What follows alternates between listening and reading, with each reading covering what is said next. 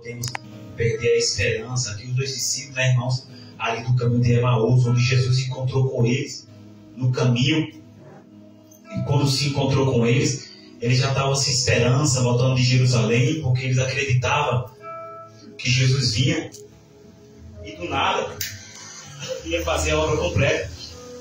Mas já no terceiro dia Jesus não tinha ressuscitado na visão deles e eles iam conversando, quando de repente Jesus apareceu e foi conversando com eles.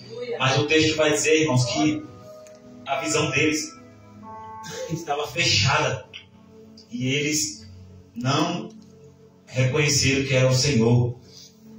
E aí Jesus, já na casa deles, partiu o pão, aí ele reconheceu que era Jesus. A minha oração, irmão, para essa igreja é que Jesus abra a nossa visão, né? Porque muitas das vezes nós até estamos indo no caminho de Emaús para nossas casas, mas nós não estamos conhecendo Jesus. Estamos até esperando Ele, mas sem conhecer. Então, a minha oração nessa noite é que Deus ele abra a visão dos irmãos para, de fato, conhecer Jesus. Pastor, como assim conhecer? Irmão, deixa eu ser sincero para os irmãos. Conhecer Jesus é você provar que Ele está na sua vida de verdade. Será que eu, desde quando eu aceitei Jesus, será que eu estou só falando do momento da ressurreição de Jesus, como os dois discípulos ali vinham comentando e esperando acontecer algo, na visão deles não aconteceu? Será que eu estou só no caminho falando dele, comentando, esperando algo, mas de fato eu não conheço ele? Ou as minhas obras têm negado que eu conheço Jesus? Qual é a qualidade da sua serventia para Jesus? Porque aqueles discípulos que iam no caminho de Emaús era uma cidade mais ou menos entre 10 e 11 quilômetros de Jerusalém. Eles estavam decepcionados, porque acreditava ele que Jesus não tinha ressuscitado ainda, apesar dos seus feitos poderosos, como diz o texto, né? Um homem cheio de sabedoria. Eles estavam meio que decepcionados. E a ponto de Jesus estar com eles no caminho, a ponto de o texto dizer que o coração deles ardia quando Jesus lhes punha a palavra. Mas eles não entenderam o que era Jesus. Nos nossos dias não é assim, fala a verdade. Se no nosso ministério eu falo da minha igreja, não falo das igrejas dos outros, se nós estamos expondo a palavra, Jesus está no nosso meio, até o nosso coração arde, mas a gente não enxerga. É ou não é? Jesus colocava a palavra para eles, Jesus pregava, né? Falava desde Moisés até os profetas, onde que tinha que se cumprir a respeito da morte, da ressurreição de Jesus. Mas mesmo Jesus expondo a palavra para eles, mesmo eles sentindo o seu coração arder, ele está com Jesus ressuscitado, ele estava sem enxergar. Eu não estou falando da visão material, estou falando da visão espiritual. Porque por mais que eles fossem comentando sobre o assunto, eles não sentiram que era Jesus que estava ali. Só quando Jesus entra, é convidado por eles, que parte o pão, é que eles têm a visão aberta, que era Jesus. Aí o que Jesus faz? Desaparece. Às vezes Jesus está tanto tempo do seu lado, mas você não consegue enxergar. Você é incrédulo, você é vazio, você nega a obra redentora que existe dentro de você, se é que existe. Porque que espírito é esse que me manda ir para um caminho e que a gente vai para o outro? Diferente de Paulo, que foi orientado para ir para o outro caminho porque ele queria fazer o que lhe agradava, o que estava nos seus olhos. E o Espírito guiou Paulo pelo caminho que era a vontade de Deus. Diferente de nós, o Espírito nos dá a vontade e nós fazemos a nossa vontade. Não é? Será que essa graça redentora está no seu coração? Não. Ou será que eu vim aqui hoje cumprir mais um protocolo de culto? Olha para o teu coração. Se tu até não fala de Jesus, mas a tua obra nega. Se tu até não sabe que Jesus está no caminho, mas tu está cego. Não, pastor, eu não estou cego não. Eu já conheço Jesus. Você pode até conhecer, ouvir falar, mas e os feitos dele na tua vida? As obras que tu tem declarado, glorifica Ele ou crucifica Ele de novo? É as tuas atitudes que glorifica, que testemunha ou abate o Cristo na cruz de novo. Como que tem sido os seus dias? Como que tem sido suas atitudes, as suas palavras no caminho de Emaús. O caminho de Emaús simboliza enquanto estamos vivendo aqui. Ah, Jesus está comigo. Aí as suas obras dizem que não está. Verdade, Jesus. Não, Jesus está comigo. Eu saio de manhã, eu oro, falo com Ele. Mas as obras, né? Quando eu falo, tá com Deus, com Jesus, eu falo sobre intimidade, irmão. Eu não estou falando de você vir aqui sentar 1h30 no culto, não. Isso aqui é o de menos. Isso aqui nós se reunimos para adorar Ele.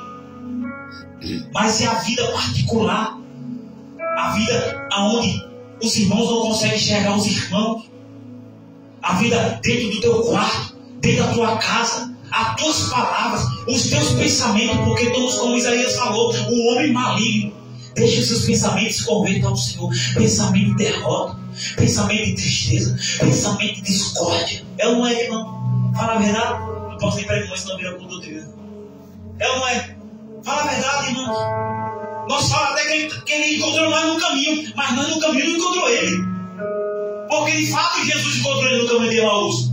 Mas no caminho de Emaús eles não encontraram Jesus. Porque eles não viram Jesus. Eles estavam com os olhos fechados espiritualmente. Até quando Jesus parte o pão, eles conhecem que era Jesus. Aí Jesus falou o quê? Desaparece. Vai ser preciso, em alguns momentos, Jesus desaparecer para você ter algumas lições na tua vida. Eita, e tu vai ver, para tu dar valor à presença. Porque Jesus está no caminho, pregando, expondo a palavra, ensinando, falando o que tem que acontecer. E a gente não dá valor. Você tem um caminho para caminhar, irmão. Dê valor a Jesus. Dê valor à sua mensagem. Dê valor ao sacrifício. Mas você prefere ficar como Tomé. Você prefere ficar como esses discípulos, descrente, desacreditando. Então, logo quando eu estou e sou descrente, logo quando Jesus está e sou descrente, eu estou de fachada. Eu estou de aparência. Então eles não acreditavam. Porque já era o terceiro dia, já era de madrugada eles vinham. Ele até comentava dos testemunhos das irmãs que viram, dos apóstolos que viram, mas eles não acreditavam. Depois que Jesus falou com ele, que abriu a visão, aí eles voltaram para Jerusalém para contar o que tinha acontecido. Porque quando Jesus nos fala de verdade, irmão, nosso coração começa a arder. A gente sente a presença de pastor, mas eu tenho Deus, eu estou sentindo, não, Deus, não tem alguma coisa errada. Pergunta para Deus. Senhor, eu estou no caminho, mas não estou te enxergando. Não está não. Senhor, eu estou no caminho, mas a minha casa está bagunçada. Tem alguma coisa errada dentro de casa? Tem. Tem, irmãos. Porque Deus fala conosco como Ele fala com o profeta Ezequiel, 37. Filho do homem, profetiza. Aí quer dizer isso. Tu sabes, Senhor. Tem o teu corpo de banda. Deus mandou for o profeta profetizar.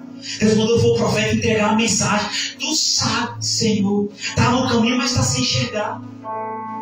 Está no caminho, mas está sem visão.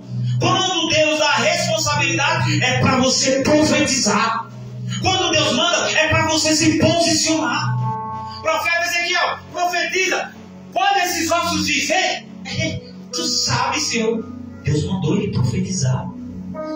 Tem coisas que é Deus.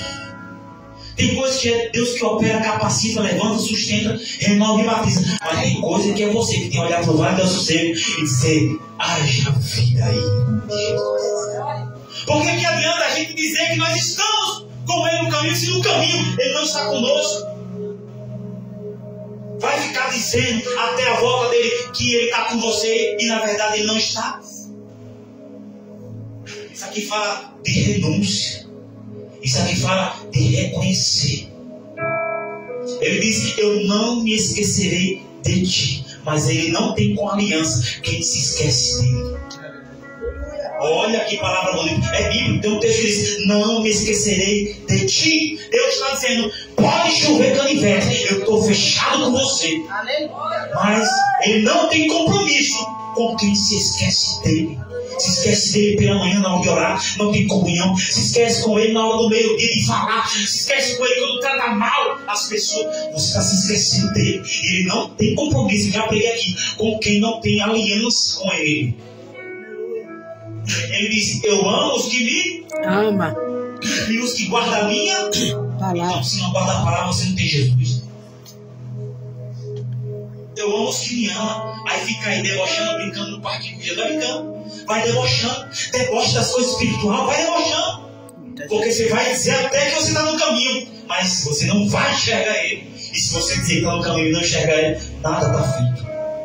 Nada está realizado. Você quer ver as mãos furadas? Você quer colocar do lado dele o seu dedo para você crer que é ele mesmo?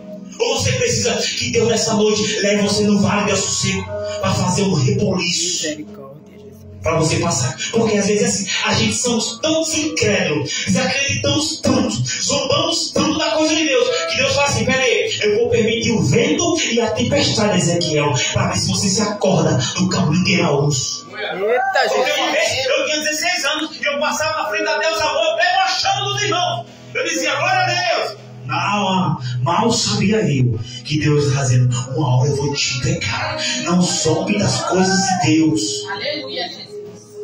Está entendendo? Não adianta dizer que está no caminho, tem que viver Cristo no caminho.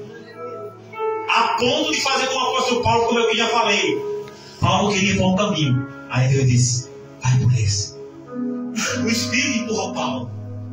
Paulo era um homem que tinha direção. Paulo era um homem diferente de nós. Eu falo nós porque eu boto no plural, eu boto toda a igreja, porque eu não sou perfeito e sou melhor do que você. Mas Paulo era um homem que tinha qualidade.